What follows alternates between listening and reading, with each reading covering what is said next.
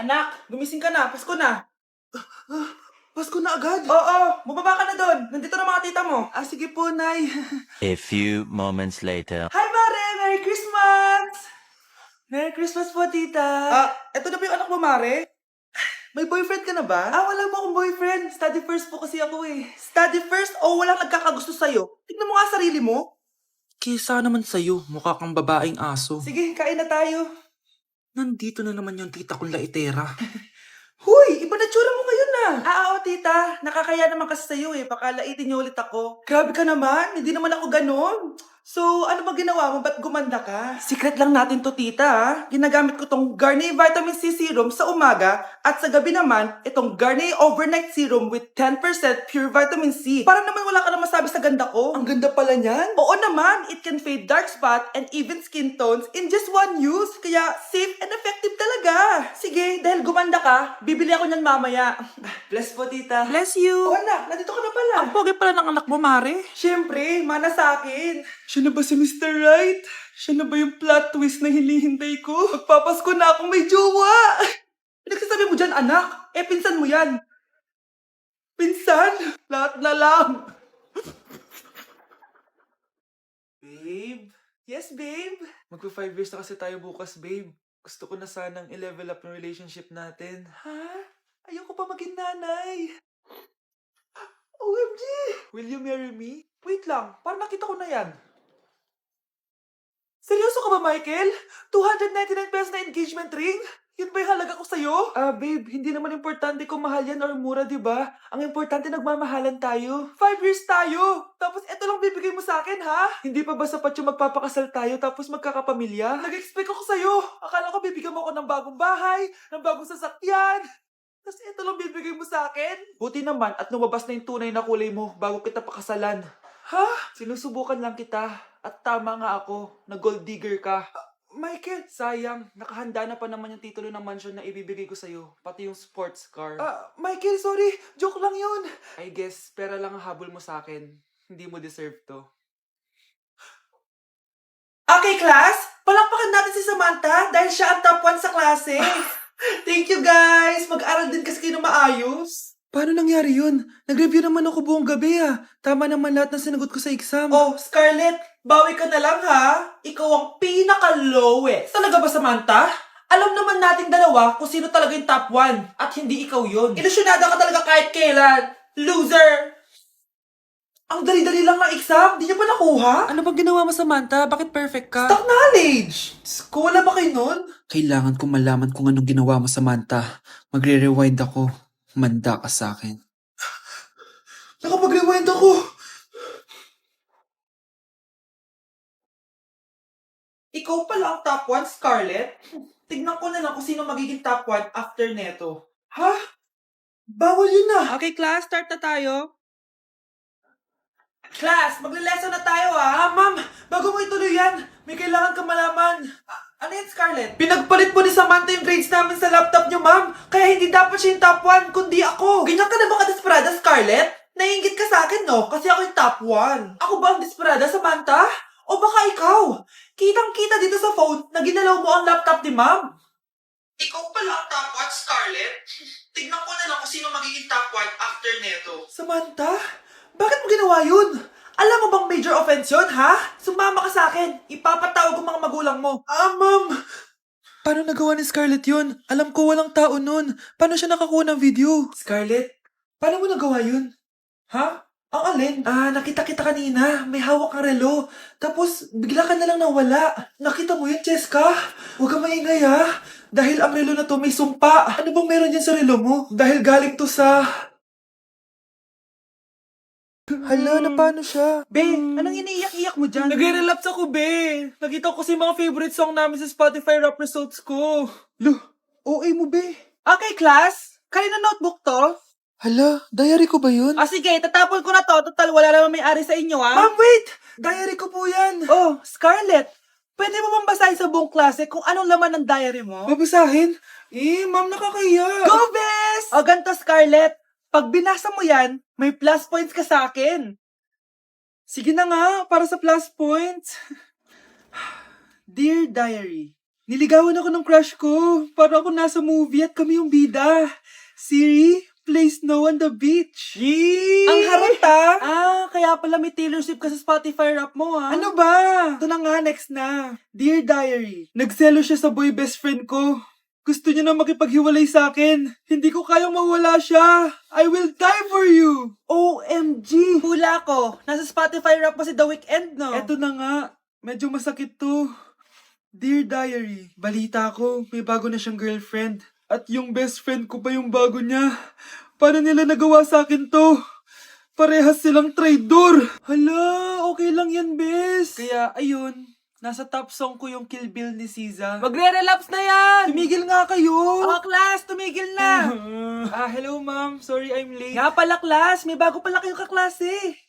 Dear Diary, eto na ba yung binigay ng universe para sa akin? Hi, classmates! My name is Jake. Ang pogi ng pangalan tapos ang tangkad niya pa. Siya na talaga yung para sa And akin. sa mga nagtatanong, may jowa na po ako. And 3 years na po kami. Dear Diary, suko na ako. Ayoko na magjowa. Mamamatay na lang talaga akong single.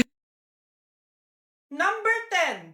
Last question na to, class, ha? 10 points to. Sana madali lang itanong ni ma'am. Mukhang mapaperfect ko to, Ano? Ang full name ni Jose Rizal. Full name? Akala ko full name niya na yun. Dinuro ba yan ni ma'am? Kung nakikinig talaga kayo sa discussion natin, alam nyo kung anong full name niya. Alam ko lang yung full name ng crush ko. Ano ba kasi full name niya? So wala palang nakikinig sa akin, ha? Sige, perfect sa exam ang makakasagot sa akin. Ma'am, alam ko po. Okay, Cheska, ang full name ni Jose Rizal ay Jose Protasio Rizal Mercado y Alonso Rialonda. Very good! Perfect ka na, ha? Yes, thank you ma'am. Ma'am, bakit pa ba namin kailangan pag-aralan yung full name ni Rizal? Itatanong ba yun sa amin kapag mag-a-apply na kaming trabaho? Oo nga, ma'am. Parang di naman kailangan pag-aralan yan. Perfect na sana ako eh. Pinag-aaralan natin siya kasi marami siyang nagawa at naiambag sa bayan natin. Eh, kayong dalawa, ano naiambag nyo? Di ba puro lang kayo reklamo at panigat sa bahay? Sabi ko nga po ma'am. Unang tanong, magbigay ng bagay na nagsisimula sa letrang K. Okay, Samantha? Kuko? Kuko is 3 points lang. Sayang. Okay, ikaw naman, Scarlett. Sisimula sa K. Kifi! Kifi is the top answer! Yes! Okay, next. Magbigay ng parte ng katawan. Scarlett, dahil ikaw ang nakahula ng top answer, ikaw ang mauuna. Pantog! Basic. Pantog is 10 points. Ha? Bakit 10 lang? Samantha, pwede ka bang bumawi? Parte ng katawan? Esophagus! Esophagus is the top answer! Yun! Eto na! Sino kaya sa inyong dalawa ang mananalo ng 1 million pesos cash? Akin na tong 1 milyon. Humanda ka sa akin, Scarlett. Anak, ayusin mo! 1 milyon yan! Mauna tayo kay Samantha. Ano ang bagay na mahaba at matigas? Mahaba at matigas? Tornilyo? Tornilyo is 50 points! Pero, hindi ito ang top answer natin, ha? Okay, Scarlett, may chance ka pa na hulaan ang top answer. Bago ko sagutin yan. Nay, kung nanonood ka man, eto na yun, Nay! Mananalo na tayo ng 1 milyon! Go, anak! Ang bagay na mahaba at matigas ay... Bobo mo sumagot, anak! Sayang yung 1 milyon! ko, nilapitan ko, hanggang sa madiwata na pagdinat ko, nalasing. Disturb. Di ako yun, Wala na nga akong kapartner. Mambabato pa kayo. Hi. Ako, pwede mo ako maging partner. Tony? Totoo ba to? Matagal ko na siyang crush. Tumabi ka nga, Samantha. Panira ka sa view. Hi, Cheska! Hi. TikTok tayo, Cheska. Ako yung partner mo. Ako? Sure, sige. Tigan ko, nilapitan ko, hanggang sa madiwata na pagdinat ko, nalasing. Ayoko na mabuhay. Ang galing, katabi, kanabi. Be, boyfriend ko nga pala. Ang pogi, no? Hi, Scarlett. Pogi ba yan? Mukhang talampakan. Oo, be. May itsura siya. O, diba? Mukhang Korean. Be, ang ganda ng makeup ko, no? Slay, diba? Slay ba yan? Mukhang pampatay yung makeup. Oo, be. Slay! Diba? Pwede na ako maging makeup artist. Makeup artist ng mga patay. Akin ka na.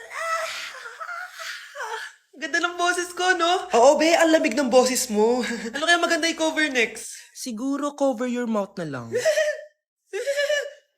Scarlett, okay ka lang? Akala mo ang pogi ng boyfriend mo? Ang pangit niya! Mukha siyang ingrown! Wala kang taste!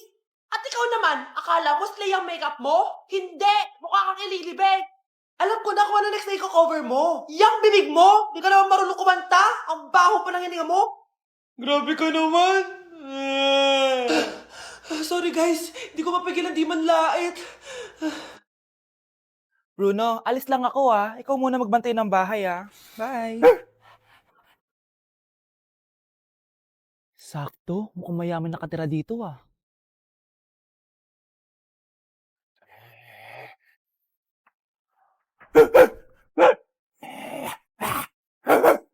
Ano ba naman tong asong to? Doon na! Sinipa mo ko? Manda ka sa akin. Mamaya ka sa aking aso ka. Oh, ano ka ngayon? Deserve. Oh, bilhin mo na tong gamot. Ha? Para saan? Para di kumalat yung virus din sa katawan mo. Kung hindi, Magkano pa yan? mura lang. 1,000. Ang mahal naman. Eh, di bahala ka sa buhay mo. O, ito. Thank you. Check ko muna, baka peke to Okay, eto na. Humanda ka sa aking aso ka! Halika ditong aso ka! Ikaw naman kakagatin ko! Ayan! Huliin niyo yung magnanakaw na yan! Sumama ka sa akin sa presinto! Gusto ko lang naman uminom ng tubig Ang galing mo talaga, Bruno. May pera na naman tayo. Yung lalaking umuwi dyan kagabi, hindi ako yun anak. Umalis na kayo dyan ngayon na. Nay! Nay! Aray! Mahal. Napano ka? Sinaktan ka ba ng lalaking to, Nay? Okay lang ako. Napaso lang. Okay na, Nanay. Ano nangyayari dito? Nay! Brianna! Sumama na kayo sa akin! Sasaktan tayo ng lalaking to! Di natin alam baka mamamatay tao yan! Ate, anong sinasabi mo? Si tatay yan, oh. Hindi yan si tatay, Brianna! Nay! Sumama na lang kayo sa akin! Scarlett! Ako to! Tatay mo! Ba't parang di mo ako kilala? Gutom lang yan, Scarlett! Tara na, kain na tayo! Bahala kayo! Sige, huwag kayo maniwala sa akin! Tay, hindi sasama si nanay tsaka si Brianna. Ayaw nila maniwala sa akin. Hayaan mo na. Susunduin kita sa harap ng bahay. Sige, Tay, lalabas na ako. Sarap talaga ng luto mo, mahal. Tay, pagpasensyahan niyo na si Scarlett, Palagi kasi nagpupuyat yun, kaya ganyan siya. Nasaan na ba yun? Huwag kang mag-alala, Scarlett. Safe ka sa akin. Tay, salamat. Niligtas mo ako sa kanya. Hawak ko na siya. Very good. Teka lang, bakit wala dito si Scarlett, mahal? Pabalik na yun, mahal. Sige na, kumain ka na lang dyan. Sige. Kain na tayo. Gaganti na ako sa mga panloloko mo sa abroad. Manda sa akin yung anak mo sa labas. Pakainit. Nay! Anong ginagawa mo dyan? Pinapainit ko lang to lutuan natin. Uso kasi to, anak. Uso, Nay? Bakit di na lang doon sa kusina? Sa sobrang init ng Pilipinas ngayon, ayan, pwede ka na magluto. Di ba? Tipid sa gas. Grabe! Ang talino mo, Nay. Makakatipid na ako neto. Anak, check mo nga dyan yung sinain ko. Okay na po to, Nay. Ano ba naman tong batang to? Tanghali na nakahilata pa din. Akala mo siya nagbabayad ng kuryente. A few moments later. Ako kainit! Sinagpatay ng electric fan! Ang init na nga sa Pilipinas, tapos magpatay pa electric fan Tay, ano yan? Ice coffee? Mainit na kape to, anak. Mainit na kape? Ang init na nga sa Pilipinas Ang perfect nga nito, anak kasi mainit tapos mainit, di ba? Negative times negative equals positive. Perfect nga, Tay. Enjoy. Hala! Late na ako! Ano to? Sinuspindi na ang face-to-face classes sa ilang paaralan sa bansa dahil sa sobrang init. Yes, makakatulog pa ako ulit. Ay, sa wakas, makakaligo na rin ako.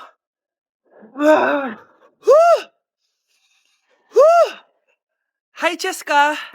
Hi. Alam mo ba kung bakit mainit sa Pilipinas? Bakit? Kasi, hot ako. Pero natabo. Yan, init-init na ka sa Pilipinas tapos mag-joke ka pa ng ganyan. Sungit!